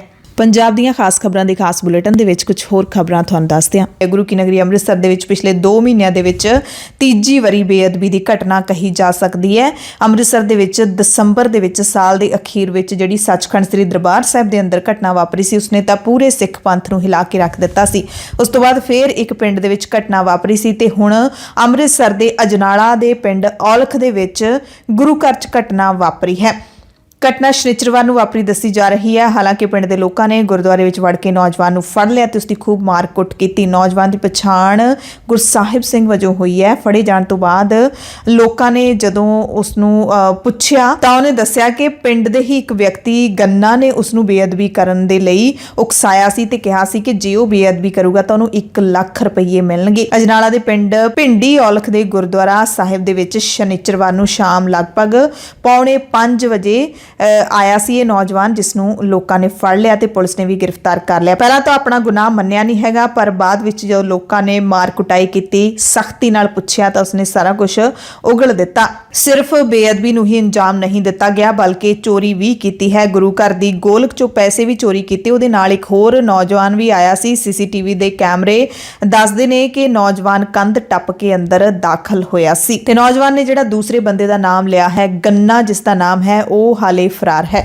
ਸਿਆਸਤ ਦੀ ਗੱਲ ਕਰ ਲਈਏ ਤਾਂ ਆਖਿਰਕਾਰ ਪੰਜਾਬ ਲੋਕ ਕਾਂਗਰਸ ਪਾਰਟੀ ਯਾਨੀ ਕਿ ਕੈਪਟਨ ਅਮਰਿੰਦਰ ਸਿੰਘ ਦੀ ਪਾਰਟੀ ਨੇ ਵੀ ਉਮੀਦਵਾਰਾਂ ਦਾ ਐਲਾਨ ਕਰ ਦਿੱਤਾ ਹੈ। ਕੈਪਟਨ ਸਾਹਿਬ ਨੇ ਖੁਦ 22 ਉਮੀਦਵਾਰਾਂ ਦੀ ਪਹਿਲੀ ਸੂਚੀ ਜਾਰੀ ਕੀਤੀ ਹੈ। ਪ੍ਰੈਸ ਕਾਨਫਰੰਸ ਕਰਕੇ ਐਲਾਨ ਕੀਤਾ ਹੈ। ਸੂਚੀ ਵਿੱਚ 17 ਨਾਮ ਮਾਲਵੇ ਦੇ, 3 ਦੁਆਬੇ ਦੇ ਉਮੀਦਵਾਰ ਤੇ 2 ਮਾਝੇ ਦੇ ਉਮੀਦਵਾਰਾਂ ਦਾ ਐਲਾਨ ਕੀਤਾ ਗਿਆ ਹੈ ਤੇ ਕੈਪਟਨ ਅਮਰਿੰਦਰ ਖੁਦ ਆਪਣੀ ਰਵਾਇਤੀ ਸੀਟ ਪਟਿਆਲਾ ਸ਼ਹਿਰੀ ਤੋਂ ਚੋਣ ਲੜਨਗੇ। ਯਾਨੀ ਕਿ ਕੈਪਟਨ ਦਾ ਨਾ ਹੀ ਤਾਂ ਨਵਜੋਤ ਸਿੰਘ ਸਿੱਧੂ ਦੇ ਨਾਲ ਮੁਕਾਬਲਾ ਹੋਣਾ ਹੈ, ਕਿਉਂਕਿ ਸਿੱਧੂ ਅੰਮ੍ਰਿਤਸਰ ਤੋਂ ਚੋਣ ਲੜ ਰਹੇ ਨੇ, ਤੇ ਨਾ ਹੀ ਚਰਨਜੀਤ ਸਿੰਘ ਚੰਨੀ ਦੇ ਨਾਲ ਮੁਕਾਬਲਾ ਹੋਣਾ ਹੈ। ਕੈਪਟਨ ਆਪਣੀ ਰਵਾਇਤੀ ਸੀਟ ਤੋਂ ਹੀ ਚੋਣ ਲੜਨਗੇ। ਹਾਲਾਂਕਿ ਪਟਿਆਲੇ ਦੀਆਂ ਜਿਹੜੀਆਂ 3 ਹੋਰ ਟਿਕਟਾਂ ਨੇ, ਦਿਹਾਤੀ ਤੋਂ ਨਗਰ ਨਿਗਮ ਦੇ ਮੇਅਰ ਸੰਜੀਵ ਬਿੱਟੂ, ਸਮਾਣਾ ਹਲਕੇ ਤੋਂ ਸੁਰਿੰਦਰ ਸਿੰਘ ਖੇੜਕੀ ਤੇ ਸਨੌਰ ਹਲਕੇ ਤੋਂ ਭਰਤਿੰਦਰ ਸਿੰਘ ਚਹਿਲ ਦੇ ਪੁੱਤਰ ਬਿਕਰਮਿੰਦਰ ਸਿੰਘ ਚਹਿਲ ਨੂੰ ਟਿਕਟ ਦਿੱਤੀ ਗਈ ਹੈ।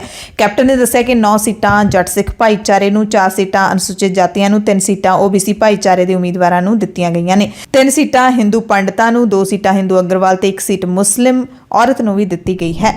ਅੰਮ੍ਰਿਤਸਰ ਸਾਊਥ ਦੇ ਠੇਕੇਦਾਰ ਪਲਾਥ ਤੋਂ ਗੋਰਾ ਗਿੱਲ, ਨਕੋਦਰ ਤੋਂ ਆਪਣੇ former all India hockey captain Ajitpal Singh, then Nawanshahr ਤੋਂ ਸਤਵੀਰ ਪਲੀ ਚੱਕੀ, ਖਰੜ ਤੋਂ ਕਮਲ, ਲੁਧਿਆਣਾ ਈਸਟ ਤੋਂ ਜਗਮੋਹਨ ਸ਼ਰਮਾ ਜੀ, ਲੁਧਿਆਣਾ ਸਾਊਥ ਤੋਂ ਸਤਿੰਦਰਪਾਲ ਸਿੰਘ, ਆਤਮ ਨਗਰ ਤੋਂ ਪ੍ਰੇਮ ਮਿੱਤਲ ਜੀ, ਦਾਖੇ ਤੋਂ ਦਮਨਜੀਤ ਸਿੰਘ ਜੀ ਮੋਹੀ, ਨਿਹਾਲ ਸਿੰਘ ਵਾਲਾ, ਮੁਖਤਿਆਰ ਸਿੰਘ, ਧਰਮਕੋਟ ਤੋਂ ਰਵਿੰਦਰ ਸਿੰਘ ਗਰੇਵਾਲ। ਉਮੀਦਵਾਰਾਂ ਦਾ ਐਲਾਨ ਕਰਨ ਮੌਕੇ ਕੈਪਟਨ ਨੇ ਕਿਹਾ ਕਿ ਮੈਂ ਨਵਜੋਤ ਸਿੰਘ ਸਿੱਧੂ ਨੂੰ ਚੋਣ ਨਹੀਂ ਜਿੱਤਣ ਦਿਆਂਗਾ, ਕਿਉਂਕਿ ਸਿੱਧੂ ਯੋਗ ਆਗੂ ਨਹੀਂ ਹਨ। ਬੜੀ ਹੈਰਾਨੀ ਦੀ ਗੱਲ ਹੈ, ਭਾਵੇਂ ਕੈਪਟਨ ਪਟਿਆਲੇ ਤੋਂ ਚੋਣ ਲੜ ਰਹੇ ਨੇ।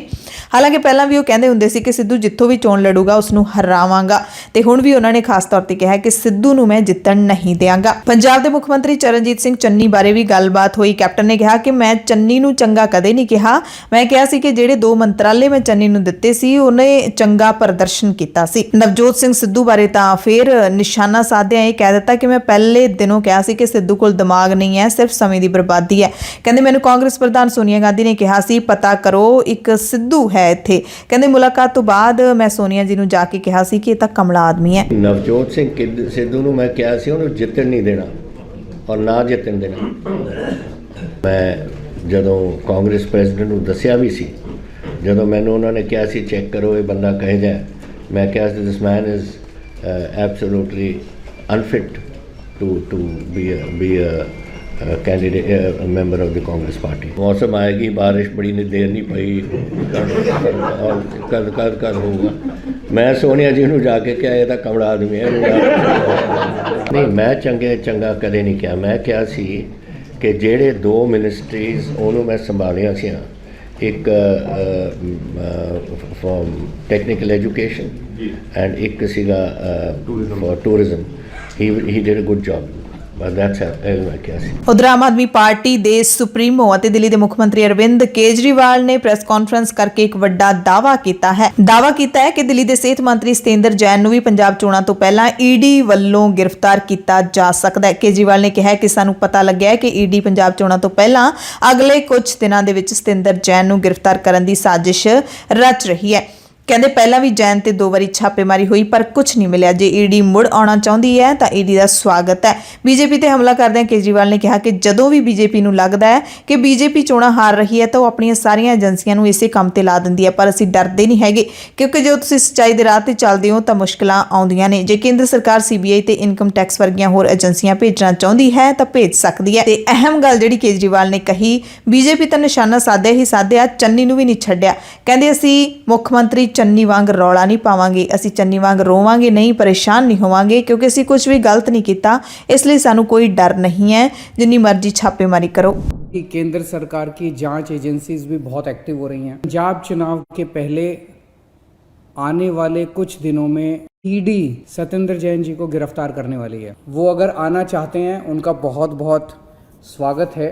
तो चूंकि चुनाव हैं और जब बीजेपी चुनाव कहीं भी हार रही होती है तो वो सारी एजेंसीज को छोड़ देती है। हम चन्नी जी की तरह बौखलाएंगे नहीं, बुरी तरह से बौखलाए हुए चन्नी। हमने कोई चूंकि गलत काम नहीं किया, हमें किसी तरह का कोई डर नहीं। अरविंद केजरीवाल समेत पूरी आम आदमी पार्टी है जिहड़ी पंजाब दे विच अपने चंगे प्रदर्शन दे दावे कर रही है ते सरकार बनाउण दा दावा भी ठोक रही है। पर दूसरे पासे अरविंद केजरीवाल दी सरकार ने दिल्ली दे विच जो प्रोफैसर दविंदरपाल सिंह भुल्लर दी रिहाई वाली फाइल रद्द करन दा काम कीता है, उस नूं लै के सिख संगत दे विच विरोध भी है ते हुण श्रोमणी अकाली दल दे प्रधान सुखबीर सिंह बादल भी इसी मसले ते बोले ने। सुखबीर ने कहा कि भुल्लर दी रिहाई दे मूहरे दिल्ली दे मुख मंत्री अरविंद केजरीवाल अड़िक्का बन रहे ने।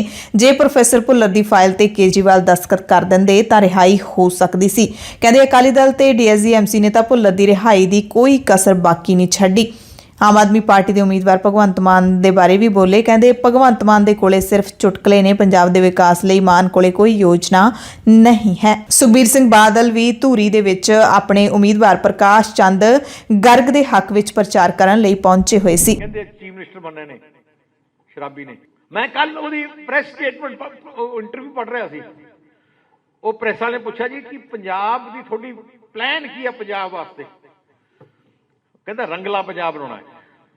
मैं क्या रंगला पंजाब का मतलब की है? ਆਪਾਂ ਕੋਈ ਚੁਟਕਲੇ ਸੁਣਨੇ ਨਹੀਂ, ਚੁਟਕਲੇ ਤਾਂ ਆਪਾਂ ਟੀਵੀ ਤੇ ਜਦੋਂ ਮਰਜ਼ੀ ਚੈਨਲ ਲਾ ਦਈਏ ਤੇ ਸੁਣ ਲਾਂਗੇ।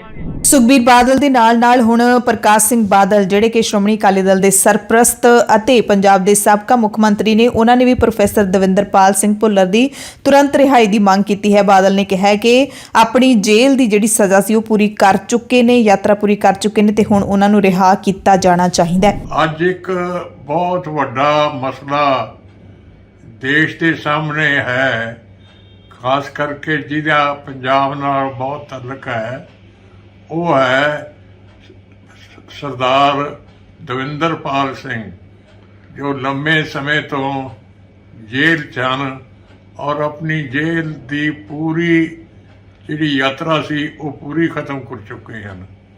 ਅਤੇ ਉਹਨਾਂ ਦੀ ਰਿਹਾਈ ਜਿਹੜੀ ਹੈ ਉਹ ਸੈਂਟਰ ਗੌਰਮੈਂਟ ਨੇ ਵੀ ਅਪਰੂਵ ਕਰ ਦਿੱਤੀ ਹੈ ਤੇ ਜੁਡੀਸ਼ਰੀ ਨੇ ਵੀ ਅਪਰੂਵ ਕਰ ਦਿੱਤੀ ਹੈ। ਪਤਾ ਨਹੀਂ ਕੀ ਕਾਰਨ ਹੈ ਕਿ ਕੇਜਰੀਵਾਲ ਸਾਹਿਬ ਜੋ ਦਿੱਲੀ ਦੇ ਚੀਫ ਮਿਨਿਸਟਰ ਹਨ ਉਹ ਉਹਨਾਂ ਦੇ ਦਸਤਖਤ ਹੋਣੇ ਆ, ਜਦੋਂ ਤਾਈਂ ਉਹਨਾਂ ਦੇ ਦਸਤਖਤ ਨਹੀਂ ਹੁੰਦੇ ਉਹ ਰਿਲੀਜ਼ ਨਹੀਂ ਹੁੰਦੇ। ਔਰ ਪਤਾ ਨਹੀਂ ਇਹ ਕਿਉਂ ਰੋਕੀ ਬੈਠੇ ਹੈ, ਜਦੋਂ ਸਾਰੇ ਕਿਸੇ ਨੂੰ ਕੋਈ ਇਤਰਾਜ਼ ਨਹੀਂ, ਸਾਰੀ ਜੁਡੀਸ਼ੀਅਲ ਤੇ ਗਵਰਨਮੈਂਟਲ ਜਿਹੜੀਆਂ ਕਲੀਅਰੈਂਸਿਸ ਹੋ ਗਈਆਂ ਸੈਂਟਰ ਗਵਰਨਮੈਂਟ ਦੀਆਂ, ਤਾਂ ਉਹਨਾਂ ਨੂੰ ਇਸ ਚੀਜ਼ 'ਤੇ ਪੈਂਡਿੰਗ ਰੱਖਣਾ ਇਹ ਕੋਈ ਦੇਸ਼ ਦਾ ਪੰਜਾਬ ਦੇ ਹਿੱਤ ਨਹੀਂ। ਪ੍ਰੋਫੈਸਰ ਭੁੱਲਰ ਦੀ ਰਿਹਾਈ ਦੇ ਮਾਮਲੇ ਨੂੰ ਪਹਿਲਾਂ ਆਮ ਸਿੱਖਾਂ ਨੇ ਸੋਸ਼ਲ ਮੀਡੀਆ ਤੇ ਚੁੱਕਿਆ ਸੀ ਤੇ ਫਿਰ ਹੌਲੀ-ਹੌਲੀ ਇਹ ਮੁੱਦਾ ਬਣਦਾ ਗਿਆ ਤੇ ਹੁਣ ਆਖਿਰਕਾਰ ਐਸਜੀਪੀਸੀ ਨੂੰ ਵੀ ਜਾਗਣਾ ਪਿਆ ਹੈ, ਬਿਆਨ ਦੇਣਾ ਪਿਆ ਹੈ ਐਸਜੀਪੀਸੀ ਪ੍ਰਧਾਨ ਨੂੰ ਵੀ, ਤੇ ਹੁਣ ਬਾਦਲ ਪਰਿਵਾਰ ਵੀ ਬੋਲਿਆ ਹੈ। ਪੰਜਾਬ ਕਾਂਗਰਸ ਦੇ ਪ੍ਰਧਾਨ ਨਵਜੋਤ ਸਿੰਘ ਸਿੱਧੂ ਦੇ ਸਲਾਹਕਾਰ ਮੁਹੰਮਦ ਮੁਸਤਫਾ ਦੇ ਖਿਲਾਫ ਕਥਿਤ ਨਫ਼ਰਤ ਵਾਲੇ ਭਾਸ਼ਣ ਮਾਮਲੇ ਵਿੱਚ ਕੇਸ ਦਰਜ ਹੋ ਗਿਆ। ਪੰਜਾਬ ਪੁਲਿਸ ਨੇ ਮੁਹੰਮਦ ਮੁਸਤਫਾ ਦੇ ਵੱਲੋਂ ਕੁਝ ਦਿਨ ਪਹਿਲਾਂ ਮਲੇਰਕੋਟਲਾ ਦੇ ਵਿੱਚ ਦਿੱਤੇ ਭਾਸ਼ਣ ਤੇ ਇਹ ਮਾਮਲਾ ਦਰਜ ਕੀਤਾ ਹੈ। ਭਾਈਚਾਰਿਆਂ ਦੇ ਵਿੱਚ ਨਫ਼ਰਤ ਪੈਦਾ ਕਰਨ ਦਾ ਇਲਜ਼ਾਮ ਲਾ ਕੇ ਧਾਰਾ 153A ਲਾ ਦਿੱਤੀ ਗਈ ਹੈ। ਕੇਸ ਥਾਣਾ ਸਿਟੀ ਮਲੇਰਕੋਟਲਾ ਦੇ ਇੰਸਪੈਕਟਰ ਕਰਮਵੀਰ ਸਿੰਘ ਦੀ ਸ਼ਿਕਾਇਤ ਤੇ ਦਰਜ ਕੀਤਾ ਗਿਆ ਹੈ। ਐਫਆਈਆਰ ਦੇ ਵਿੱਚ ਚੋਣ ਕਮਿਸ਼ਨ ਦੇ ਹੁਕਮਾਂ ਤੇ ਦਰਜ ਕੇਸ ਦਾ ਜ਼ਿਕਰ ਨਹੀਂ ਹੈ, ਪਰ ਸੂਤਰਾਂ ਦਾ ਕਹਿਣਾ ਹੈ ਕਿ ਚੋਣ ਕਮਿਸ਼ਨ ਨੇ ਵੀਡੀਓ ਦਾ ਨੋਟਿਸ ਲਿਆ ਤੇ ਪੁਲਿਸ ਨੂੰ ਕਾਰਵਾਈ ਕਰਨ ਲਈ ਕਿਹਾ ਹੈ। ਕੇਸ ਦਰਜ ਹੋਣ ਤੋਂ ਬਾਅਦ ਮੁਹੰਮਦ ਮੁਸਤਫਾ ਨੇ ਇਸ ਨੂੰ ਪੂਰੀ ਤਰ੍ਹਾਂ ਗਲਤ ਦੱਸਿਆ ਹੈ। ਮੁਸਤਫਾ ਨੇ ਕਿਹਾ ਕਿ ਮੈਂ ਹਿੰਦੂਆਂ ਨੂੰ ਨਿਸ਼ਾਨਾ ਨਹੀਂ ਬਣਾਇਆ ਜਿਵੇਂ ਕਿ ਸੋਸ਼ਲ ਮੀਡੀਆ ਤੇ ਦੋਸ਼ ਲਾਇਆ ਜਾ ਰਿਹਾ ਹੈ। ਮੈਂ ਫਿਟਨੈਸ ਸ਼ਬਦ ਦੀ ਵਰਤੋਂ ਕੀਤੀ ਸੀ ਜਿਸ ਦਾ ਅਰਥ ਹੁੰਦਾ ਹੈ ਕਾਨੂੰਨ ਤੋੜਨ ਵਾਲੇ। ਮੈਂ ਮੁਸਲਮਾਨਾਂ ਦੇ ਇੱਕ ਗਰੁੱਪ ਤੋਂ ਗੁੱਸੇ ਵਿੱਚ ਸੀ ਜਿਸ ਨੇ ਮੇਰੇ ਤੇ ਹਮਲਾ ਕਰਨ ਦੀ ਕੋਸ਼ਿਸ਼ ਕੀਤੀ ਸੀ। ਮੈਂ ਉਹਨਾਂ ਨੂੰ ਚੇਤਾਵਨੀ ਦੇ ਰਿਹਾ ਸੀ, ਹਿੰਦੂਆਂ ਨੂੰ ਕੁਝ ਨਹੀਂ ਕਿਹਾ। ਸ਼੍ਰੋਮਣੀ ਅਕਾਲੀ ਦਲ ਦੇ ਪ੍ਰਧਾਨ ਸੁਖਬੀਰ ਸਿੰਘ ਬਾਦਲ ਨੇ ਬਾਬਾ ਬਕਾਲਾ ਤੋਂ ਸਾਬਕਾ ਵਿਧਾਇਕ ਬਲਜੀਤ ਸਿੰਘ ਜਲਾਲ ਉਸਮਾ ਨੂੰ ਪਾਰਟੀ ਦਾ ਉਮੀਦਵਾਰ ਐਲਾਨ ਦਿੱਤਾ ਹੈ ਤੇ ਹੁਣ ਤੱਕ ਅਕਾਲੀ ਦਲ 95 ਉਮੀਦਵਾਰਾਂ ਦਾ ਐਲਾਨ ਕਰ ਚੁੱਕਿਆ ਹੈ ਤੇ ਸਭ ਤੋਂ ਮੋਹਰੀ ਆਮ ਆਦਮੀ ਪਾਰਟੀ ਹੈ। ਉਮੀਦਵਾਰਾਂ ਦਾ ਐਲਾਨ ਸਭ ਤੋਂ ਵੱਡੀ ਗਿਣਤੀ ਵਿੱਚ ਆਮ ਆਦਮੀ ਪਾਰਟੀ ਕਰ ਚੁੱਕੀ ਹੈ। ਸੰਯੁਕਤ ਸਮਾਜ ਮੋਰਚੇ ਤੇ ਹਾਲਾਂਕਿ ਚੋਣ ਕਮਿਸ਼ਨ ਨੇ ਗਾਜ ਸੁੱਟ ਦਿੱਤੀ ਹੈ।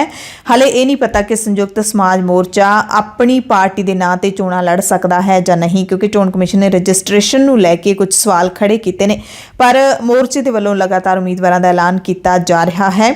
ਬਲਵੀਰ ਸਿੰਘ ਰਾਜੇਵਾਲ ਨੇ 5ਵੀਂ ਸੂਚੀ ਜਾਰੀ ਕਰ ਦਿੱਤੀ ਹੈ। 8 ਹੋਰ ਸੀਟਾਂ ਤੋਂ ਉਮੀਦਵਾਰਾਂ ਦਾ ਐਲਾਨ ਕਰ ਦਿੱਤਾ ਹੈ। ਦਿੱਲੀ ਸਿੱਖ ਗੁਰਦੁਆਰਾ ਮੈਨੇਜਮੈਂਟ ਕਮੇਟੀ ਦੀ ਗੱਲ ਕਰ ਲਈਏ ਤਾਂ ਮੈਨੇਜਮੈਂਟ ਕਮੇਟੀ ਦੇ ਨਵੇਂ ਅਹੁਦੇਦਾਰਾਂ ਦੀ ਚੋਣ ਤੋਂ ਬਾਅਦ ਹੁਣ ਜਿਹੜੀਆਂ ਵਿਰੋਧੀ ਧਿਰਾਂ ਨੇ ਉਹ ਇਕੱਠੀਆਂ ਹੋ ਗਈਆਂ ਨੇ। ਪ੍ਰਬੰਧਕ ਕਮੇਟੀ ਦੀਆਂ ਅੰਦਰੂਨੀ ਚੋਣਾਂ ਦੇ ਵਿੱਚ ਪੁਲਿਸ ਤੇ ਪ੍ਰਸ਼ਾਸਨ ਦੀ ਦਖਲ ਅੰਦਾਜ਼ੀ ਅਤੇ ਸ੍ਰੀ ਗੁਰੂ ਗ੍ਰੰਥ ਸਾਹਿਬ ਜੀ ਦੀ ਮਰਿਆਦਾ ਨੂੰ ਠੇਸ ਪਹੁੰਚਾਉਣ ਦੇ ਮੁੱਦੇ ਤੇ ਸਿਆਸਤ ਗਰਮ ਹੋ ਗਈ ਹੈ।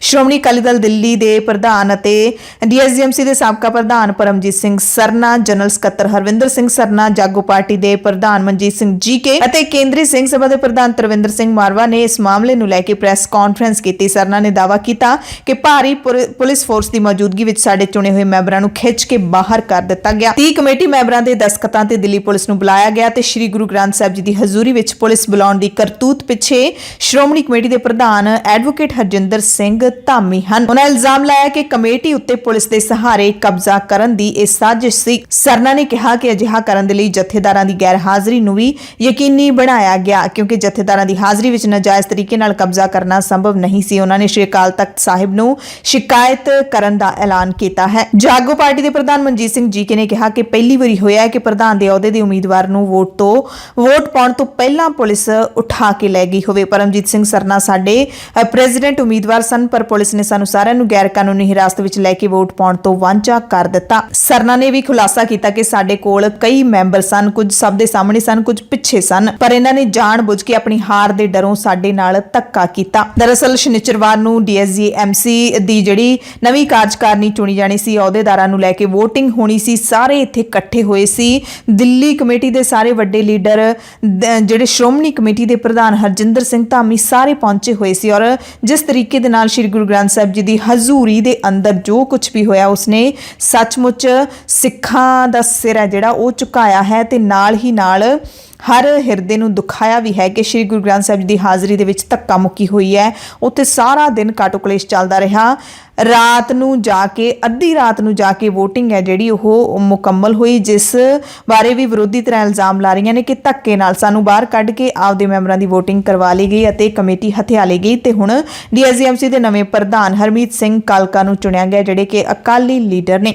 ਉਹਨਾਂ ਨੂੰ ਕੁੱਲ 29 ਵੋਟਾਂ ਮਿਲੀਆਂ, 1 ਵੋਟ ਰਾਖਵੀਂ ਰੱਖੀ ਗਈ, ਜਿਸ ਨੂੰ ਲੈ ਕੇ ਹੰਗਾਮਾ ਹੋਇਆ ਸੀ। ਸੋ ਅਹੁਦੇਦਾਰਾਂ ਦੀ ਚੋਣ ਦੇ ਵੇਲੇ ਜੋ ਕੁਝ ਘਟਨਾਕ੍ਰਮ ਵਾਪਰਿਆ ਹੈ ਉਸ ਨੂੰ ਲੈ ਕੇ ਦਿੱਲੀ ਦੇ ਜਿਹੜੇ ਸਾਰੇ ਸਿੱਖ ਨੇ ਉਹ ਵੀ ਚਿੰਤਤ ਹੈਗੇ ਨੇ ਅਤੇ ਦੇਸ਼ ਦੁਨੀਆ ਦੇ ਵਿੱਚ ਵਸਦਾ ਸਿੱਖ ਭਾਈਚਾਰਾ ਵੀ ਸਾਰੇ ਵਰਤਾਰੇ ਨੂੰ ਦੇਖ ਕੇ ਕਾਫੀ ਫਿਕਰਾਂ ਦੇ ਵਿੱਚ ਹੈ ਤੇ ਦੋਸ਼ੀ ਵਿਰੋਧੀ ਧਿਰਾਂ ਨੂੰ ਵੀ ਸਮਝਿਆ ਜਾ ਰਿਹਾ ਹੈ। ਪਰਮਜੀਤ ਸਿੰਘ ਸਰਨਾ ਅਤੇ ਹਰਵਿੰਦਰ ਸਿੰਘ ਸਰਨਾ ਭਰਾਵਾਂ ਦਾ ਅਕਾਲੀ ਦਲ ਅਤੇ ਮਨਜੀਤ ਸਿੰਘ ਜੀਕੇ ਦੀ ਜਾਗੋ ਪਾਰਟੀ ਨੂੰ ਪਹਿਲਾਂ ਇਕੱਠੇ ਹੋਣਾ ਚਾਹੀਦਾ ਸੀ। ਇਹ ਮੰਨਿਆ ਜਾ ਰਿਹਾ ਸਿੱਖ ਪੰਥ ਵੱਲੋਂ ਕਿ ਹੁਣ ਇਕੱਠੇ ਹੋ ਕੇ ਪ੍ਰੈਸ ਕਾਨਫਰੰਸਾਂ ਕਰਨ ਦਾ ਰੌਲਾ ਪਾਉਣ ਦਾ ਕੋਈ ਫਾਇਦਾ ਨਹੀਂ। ਜਦੋਂ ਵੋਟਾਂ ਪੈਣੀਆਂ ਸੀ ਉਦੋਂ ਇਕੱਠੇ ਹੋ ਕੇ ਉਸ ਧਿਰ ਨੂੰ ਢਾਉਣਾ ਚਾਹੀਦਾ ਸੀ ਜਿੱਤੇ ਤੁਸੀਂ ਇਲਜ਼ਾਮ ਲਾਉਂਦੇ ਹੋ ਕਿ ਬੀਜੇਪੀ ਦੇ ਨਾਲ ਰਲੀ ਹੋਈ ਹੈ। ਐਤਵਾਰ ਨੂੰ ਨੇਤਾ ਜੀ ਸੁਭਾਸ਼ ਚੰਦਰ ਬੋਸ ਦੀ 125ਵੀਂ ਜਯੰਤੀ ਮਨਾਏਗੀ। ਪ੍ਰਧਾਨ ਮੰਤਰੀ ਨਰਿੰਦਰ ਮੋਦੀ ਨੇ ਨੇਤਾ ਜੀ ਨੂੰ ਜਨਮ ਦਿਨ ਤੇ ਸ਼ਰਧਾਂਜਲੀ ਭੇਂਟ ਕਰਦੇ ਹੋਏ ਕਿਹਾ ਕਿ ਦੇਸ਼ ਲਈ ਉਹਨਾਂ ਦੇ ਮਹੱਤਵਪੂਰਨ ਯੋਗਦਾਨ ਤੇ ਹਰ ਭਾਰਤੀ ਨੂੰ ਮਾਣ ਹੈ। ਮੋਦੀ ਨੇ ਪਰਾਕਰਮ ਦਿਵਸ ਤੇ ਲੋਕਾਂ ਨੂੰ ਵਧਾਈ ਦਿੱਤੀ। ਸਰਕਾਰ ਨੇ ਆਜ਼ਾਦ ਹਿੰਦ ਫੌਜ ਦੇ ਸੰਸਥਾਪਕ ਬੋਸ ਦੇ ਜਨਮ ਦਿਨ ਨੂੰ ਪਰਾਕਰਮ ਦਿਵਸ ਵਜੋਂ ਮਨਾਉਣ ਦਾ ਥੋੜੇ ਦਿਨ ਪਹਿਲਾਂ ਹੀ ਐਲਾਨ ਕੀਤਾ ਸੀ। ਪ੍ਰਧਾਨ ਮੰਤਰੀ ਨੇ ਟਵੀਟ ਕੀਤਾ ਕਿ ਮੈਂ ਨੇਤਾ ਜੀ ਸੁਭਾਸ਼ ਚੰਦਰ ਬੋਸ ਨੂੰ ਉਹਨਾਂ ਦੀ ਜਯੰਤੀ ਤੇ ਨਮਨ ਕਰਦਾ ਹਾਂ। ਹਰ ਭਾਰਤੀ ਨੂੰ ਸਾਡੇ ਦੇਸ਼ ਲਈ ਉਹਨਾਂ ਦੇ ਮਹੱਤਵਪੂਰਨ ਯੋਗਦਾਨ ਤੇ ਮਾਣ ਹੈ। ਭਾਰਤੀ ਰਿਜ਼ਰਵ ਬੈਂਕ ਦੇ ਸਾਬਕਾ ਗਵਰਨਰ ਰਘੂਰਾਮ ਰਾਜਨ ਨੇ ਭਾਰਤ ਦੀ ਆਰਥਿਕਤਾ ਬਾਰੇ ਵੱਡਾ ਦਾਅਵਾ ਕਰਦਿਆਂ ਮੋਦੀ ਸਰਕਾਰ ਨੂੰ ਸੁਝਾਅ ਦਿੱਤਾ ਹੈ ਕਿ ਭਾਰਤੀ ਅਰਥ ਵਿਵਸਥਾ ਵਿੱਚ ਚਮਕਦਾਰ ਥਾਵਾਂ ਦੇ ਨਾਲ-ਨਾਲ ਕਾਲੇ ਧੱਬੇ ਵੀ ਹਨ। ਇਸ ਲਈ ਸਰਕਾਰ ਨੂੰ ਆਪਣੇ ਖਰਚਿਆਂ ਉੱਤੇ ਧਿਆਨ ਦੇਣ ਦੀ ਲੋੜ ਹੈ ਤਾਂ ਜੋ ਵਿੱਤੀ ਘਾਟੇ ਨੂੰ ਰੋਕਿਆ ਜਾ ਸਕੇ। ਕਾਂਗਰਸ ਦੇ ਸਾਬਕਾ ਕੌਮੀ ਪ੍ਰਧਾਨ ਰਾਹੁਲ ਗਾਂਧੀ ਨੇ ਮੋਦੀ ਸਰਕਾਰ ਤੇ ਮੁੜ ਨਿਸ਼ਾਨਾ ਸਾਧਿਆ ਹੈ। ਮੋਦੀ ਸਰਕਾਰ ਤੇ ਵਰਦਿਆਂ ਰਾਹੁਲ ਨੇ ਕਿਹਾ ਹੈ ਕਿ ਸਰਕਾਰ ਦਾ ਵਿਕਾਸ ਸਿਰਫ ਕੁਝ ਪੂੰਜੀਪਤੀਆਂ ਦੇ ਲਈ ਹੈ। ਦੇਸ਼ ਦੀ ਜਨਤਾ ਵੱਲ ਸਰਕਾਰ ਦਾ ਕੋਈ ਧਿਆਨ ਨਹੀਂ ਹੈ, ਜਿਸ ਕਾਰਨ 4 ਕਰੋੜ ਤੋਂ ਵੱਧ ਲੋਕ ਫਿਰ ਗਰੀਬੀ ਦੀ ਦਲਦਲ ਵਿੱਚ ਧੱਸ ਗਏ ਨੇ। ਰਾਹੁਲ ਨੇ ਟਵੀਟ ਕੀਤਾ ਕਿ ਵਿਕਾਸ ਸਿਰਫ ਹਮ ਦੋ ਹਮਾਰੇ ਦੋ ਲਈ ਹੈ, ਜਦਕਿ 4.5 ਕਰੋੜ ਭੈਣ ਭਰਾ ਗਰੀਬੀ 'ਚ ਧੱਕੇ ਜਾ ਰਹੇ ਨੇ। 4 ਕਰੋੜ ਦਾ ਇਹ ਅੰਕੜਾ ਭਰਿਆ ਨਹੀਂ, ਸਗੋਂ ਇਹ ਇੱਕ ਅਸਲੀਅਤ ਹੈ। ਇਹਨਾਂ 4 ਵਿੱਚੋਂ ਹਰ ਵਿਅਕਤੀ ਵਧੀਆ ਜੀਵਨ ਦਾ ਹੱਕਦਾਰ ਸੀ ਕਿਉਂਕਿ ਇਹਨਾਂ ਵਿੱਚ ਹਰੇਕ ਬੰਦਾ ਭਾਰਤੀ ਹੈ। ਰਾਹੁਲ ਗਾਂਧੀ ਨੇ ਨਾਲ ਇੱਕ ਗ੍ਰਾਫ ਵੀ ਸਾਂਝਾ ਕੀਤਾ ਹੈ। ਇੱਕ ਰਿਪੋਰਟ ਤਾਂ ਉਸ ਦੇ ਆਧਾਰ ਤੇ ਹੀ ਟਵੀਟ ਕੀਤਾ ਹੈ। ਭਾਰਤ ਸਰਕਾਰ ਨੇ ਪਹਿਲੀ ਵਾਰ ਫਿਲੀਪਾਈਨਸ ਦੇ ਨਾਲ ਬ੍ਰਹਮੋਸ ਸੁਪਰਸੋਨਿਕ ਕਰੂਜ਼ ਮਿਜ਼ਾਈਲ ਵੇਚਣ ਦਾ ਸਮਝੌਤਾ ਕੀਤਾ ਹੈ। ਕੈਨੇਡਾ ਦੇ ਬ੍ਰਿਟਿਸ਼ ਕੋਲੰਬੀਆ ਸੂਬੇ ਤੋਂ ਸੰਸਦ ਮੈਂਬਰ ਬ੍ਰੈਡ ਵਿਸ ਦੇ ਵੱਲੋਂ ਕੈਨੇਡਾ ਤੋਂ ਅੰਮ੍ਰਿਤਸਰ ਦੇ ਲਈ ਸਿੱਧੀਆਂ ਉਡਾਣਾਂ ਦੀ ਮੰਗ ਸੰਬੰਧੀ ਪਾਰਲੀਮੈਂਟ ਵਿੱਚ ਦਾਇਰ ਕੀਤੀ ਗਈ ਪਟੀਸ਼ਨ ਨੂੰ ਸਪਾਂਸਰ ਕਰਨ ਅਤੇ ਸਿੱਧੀਆਂ ਉਡਾਣਾਂ ਦੀ ਸਰਗਰਮੀ ਨਾਲ ਵਕਾਲਤ ਕਰਨ ਤੇ ਫਲਾਈ ਅੰਮ੍ਰਿਤਸਰ ਇਨੀਸ਼ੀਏਟਿਵ ਨੇ ਉਹਨਾਂ ਦਾ ਧੰਨਵਾਦ ਕੀਤਾ। ਸੰਸਥਾ ਦੇ ਅਹੁਦੇਦਾਰਾਂ ਸਮੀਪ ਸਿੰਘ ਗੁਮਟਾਲਾ ਤੇ ਅਨੰਦਦੀਪ ਸਿੰਘ ਢਿੱਲੋਂ ਨੇ ਦੱਸਿਆ ਕਿ ਕੈਨੇਡਾ ਦੇ ਵੈਨਕੂਵਰ ਤੇ ਟੋਰਾਂਟੋ ਤੋਂ ਅੰਮ੍ਰਿਤਸਰ ਦੇ ਲਈ ਉਡਾਣਾਂ ਬਾਰੇ ਪ੍ਰਵਾਸੀ ਪੰਜਾਬੀਆਂ ਦੀ ਮੰਗ ਲੰਬੇ ਸਮੇਂ ਤੋਂ ਲਟਕਦੀ ਆ ਰਹੀ ਸੀ। ਇਸ ਸੰਬੰਧੀ ਬ੍ਰਿਟਿਸ਼ ਕੋਲੰਬੀਆ ਸੂਬੇ ਦੇ ਸ਼ਹਿਰ ਸਰੀ ਦੇ ਵਸਨੀਕ ਤੇ ਫਲਾਈ ਅੰਮ੍ਰਿਤਸਰ ਦੇ ਕੈਨੇਡਾ ਤੋਂ ਬੁਲਾਰੇ ਮੋਹਿਤ ਧੰਜੂ ਨੇ ਸੰਸਦ ਵਿੱਚ ਇੱਕ ਪਟੀਸ਼ਨ ਸ਼ੁਰੂ ਕੀਤੀ ਸੀ ਤੇ ਇਸ ਪਟੀਸ਼ਨ ਰਾਹੀਂ ਉਹਨਾਂ ਨੇ ਐਮਪੀ ਬ੍ਰੈਡ ਵਿਸ ਨੂੰ ਸਮਰਥਨ ਦੇਣ ਦੇ ਲਈ ਪਹੁੰਚ ਕੀਤੀ ਸੀ। ਇਹ ਪਟੀਸ਼ਨ ਹੁਣ 11 ਫਰਵਰੀ ਤੱਕ ਪਾਰਲੀਮੈਂਟ ਦੀ ਵੈਬਸਾਈਟ ਤੇ ਕੈਨੇਡਾ ਨਿਵਾਸੀਆਂ ਦੇ ਸਾਈਨ ਕਰਨ ਲਈ ਖੁੱਲੀ ਰਹੇਗੀ ਤੇ ਹੁਣ ਤੱਕ ਇਸ ਤੇ 6500 ਤੋਂ ਵੱਧ ਸਾਈਨ ਕੀਤੇ ਜਾ ਚੁੱਕੇ ਨੇ ਤੇ ਇਸ ਪਟੀਸ਼ਨ ਤੋਂ ਬਾਅਦ ਹੀ ਐਮਪੀ ਬ੍ਰੈਡ ਵਿਸ ਨੇ ਇਹ ਭਰੋਸਾ ਦਿਵਾਇਆ ਹੈ ਕਿ ਮੈਂ ਪਾਰਲੀਮੈਂਟ ਦੇ ਵਿੱਚ ਅੰਮ੍ਰਿਤਸਰ ਦੇ ਲਈ ਸਿੱਧੀਆਂ ਉਡਾਣਾਂ ਦੀ ਮੰਗ ਚੁੱਕਾਂਗਾ। ਪੰਜਾਬ ਦੀਆਂ ਖਾਸ ਖਬਰਾਂ ਦੇ ਖਾਸ ਬੁਲੇਟਿਨ ਦੇ ਵਿੱਚ ਤੁਹਾਡੇ ਸਭ ਤੋਂ ਇਜਾਜ਼ਤ ਚਾਹੁੰਦੇ ਹਾਂ। ਧੰਨਵਾਦ।